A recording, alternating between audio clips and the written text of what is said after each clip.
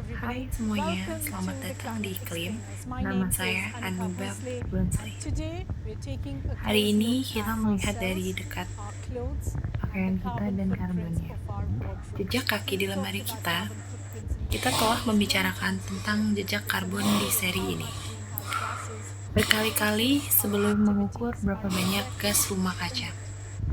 Pilihan kita, aktivitas kita, harta benda kita, tujuannya adalah untuk mengurangi jejak karbon kita, dan ada banyak cara untuk melakukannya.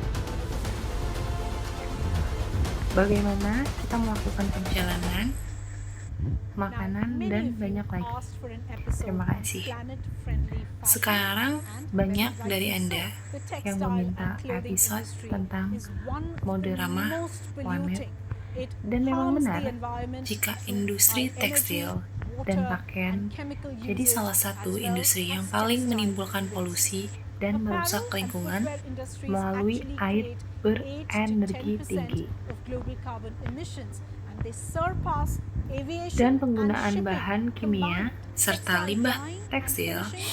Industri pakaian dan alas kaki sebenarnya menghasilkan 8 hingga 10% emisi karbon global dan melampaui gabungan pencelupan dan penyelesaian tekstil dari sektor penerbangan dan perkapalan.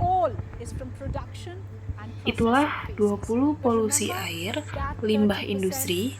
Sekarang, jika hal ini terdengar seperti sebuah masalah besar bagi Anda dan saya untuk menyelesaikannya, Anda tidak sepenuhnya salah, hanya sekitar 30% emisi industri fashion berasal dari penggunaan konsumen dan operasi retail. Sisanya berasal dari tahap produksi dan pemrosesan, tetapi ingatlah bahwa 30% itu tidak berarti apa-apa jika kita membuat hal-hal kecil.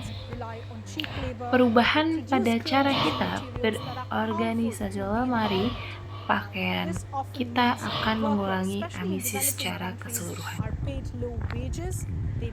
Namun, yang lebih penting, hal ini akan memberikan sinyal kepada merek untuk membuat pilihan yang lebih ramah lingkungan, karena disitulah kita bersedia mengeluarkan uang kita yang saat ini sangat cepat.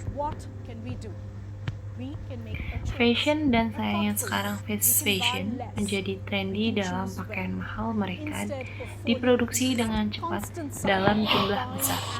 Harganya terjangkau. Mereka mengikuti tren terbaru, tetapi mereka sebenarnya datang dengan biaya lingkungan dan kemanusiaan yang besar dan kuat dalam fast fashion. Merek mengandalkan tenaga kerja murah. Mereka memproduksi pakaian menggunakan bahan-bahan yang berbahaya bagi lingkungan. Hal ini seringkali berarti para pekerja, terutama di negara-negara berkembang, dibayar dengan upah rendah. Mereka mungkin bekerja dalam kondisi yang tidak aman. Satu aspek buruk lainnya dari fast fashion adalah bahwa sebagian besar produk dirancang untuk dikenakan untuk dalam jangka waktu panjang yang sangat singkat dan kemudian dibuang, sehingga benar-benar berakhir sebagai tempat pembuangan tekstil di pembuangan sampah, saluran air, dan laut lepas. Jadi, pertanyaannya, apa yang bisa kita lakukan? Kita dapat membuat pilihan yang bijaksana. Kita dapat membeli lebih sedikit. Kita dapat memilih dengan baik daripada terjerumus ke dalam siklus membeli dan membuang yang terus-menerus. Kita dapat berinvestasi pada barang-barang yang berkualitas tinggi, tidak lekang oleh waktu, yang akan bertahan lebih lama. Kita dapat memadukan, menganggapnya sebagai sebuah kapsul lemari pakaian yang bisa harus sering kita ulang, dan penuh kebanggaan kita menjajahi pasar loak, toko barang bekas, dan platform online untuk pakaian bekas atau yang disebut pakaian pre-love barang-barang tersebut.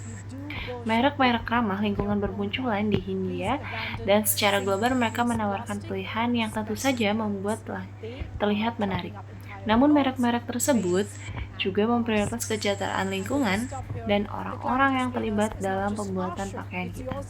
Saya tahu apa yang Anda pikirkan, bahwa model ramah lingkungan itu mahal dan mahal. Bukan semua orang mampu membelinya. Sekarang saya tuju sini belanja berkelanjutan melibatkan biaya di muka lebih tinggi, tetapi semuanya terbayar dalam jangka panjang. Nomor 1, barang-barang ini benar bertahan lebih lama.